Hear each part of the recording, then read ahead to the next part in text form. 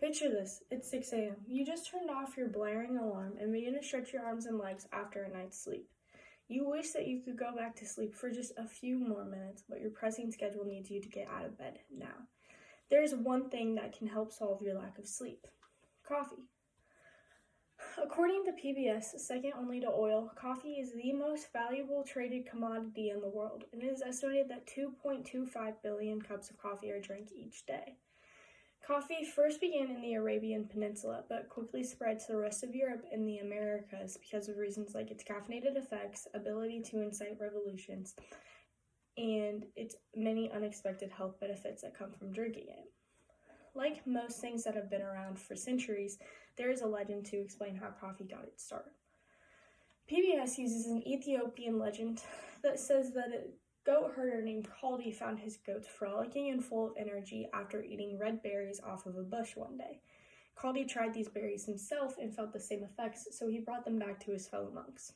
Coffee took off, and from there, coffee houses, or as we more commonly know them, cafes, were created and quickly became culturally important. However, these didn't come without some controversy, as NPR found that in 1511, a Mecca governor banned the consumption of coffee because his medical advisors warned that it was bad for health, and yet again in 1674 in London, coffee was banned because women thought that it made their husbands impotent or useless. These small hiccups were nothing compared to the success that was found inside coffee houses,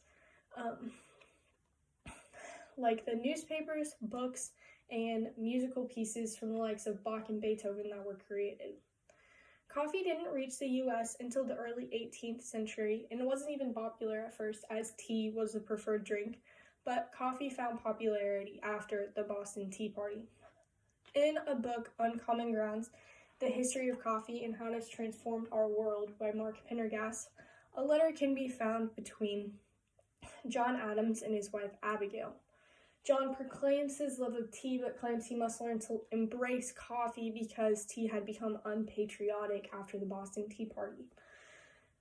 Coffee soon found popularity, and according to Wikipedia, the first U.S. coffee house was placed in Boston in 1676. It was called the Green Dragon, and it was both a tavern and a coffee house, so it was kept busy all day long. The Green Dragon is also where John Adams, Paul Revere, and James Otis planned the American Revolution. Coffee became a common good in the U.S., and thecultureshirt.com found that in 1864, two Pittsburgh-born brothers, John and Carl Arbuckle, began selling roasted coffee by the pound, getting rich by selling it to cowboys in the West, and James Folger sold roasted coffee to miners in California and also found great success. Coffee was also very important to soldiers fighting in the Civil War because they relied on the caffeine to keep them going while they were fighting. Coffee has undoubtedly become important to our society, and in a quote from theculturetrip.com, they state, "Coffee is as much a part of American culture as are blue jeans and rock and roll. Although getting a late start to the coffee wagon, the U.S. has since revolutionized the coffee scene, from the introduction of Starbucks to the modern resurgence of coffee rituals and expertise. Through the many years that people have been drinking coffee, they have also found the benefits that come from drinking it. Although in the beginning these were more indirect, they were still there. Mark Pendergast found in his book that at one point in time, common breakfast item was beer soup, so the switch over from beer soup to coffee was an undeniable healthier alternative. However, there are more benefits than just alternatives. Healthline.com found that drinking 4 or more 8-ounce cups of coffee a day significantly reduced the risk of oral and throat cancers, as well as lowering the risk of Alzheimer's and dementia. But this is only if you're drinking high-octane coffee, which doesn't include decaf.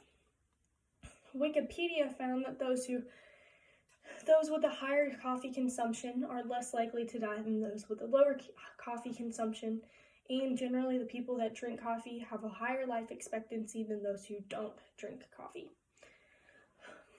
But like anything, there are cons, so If you go from drinking coffee every day to not drinking it at all, you will go through symptoms of withdrawal because caffeine is addictive, but according to the Mayo Clinic, it is safe to drink 400 milligrams of caffeine per day.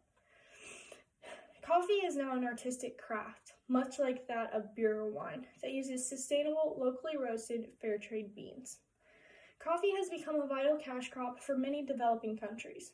Over 100 million people in developing countries rely on coffee beans as their main source of income. Coffee's rich history can be credited with the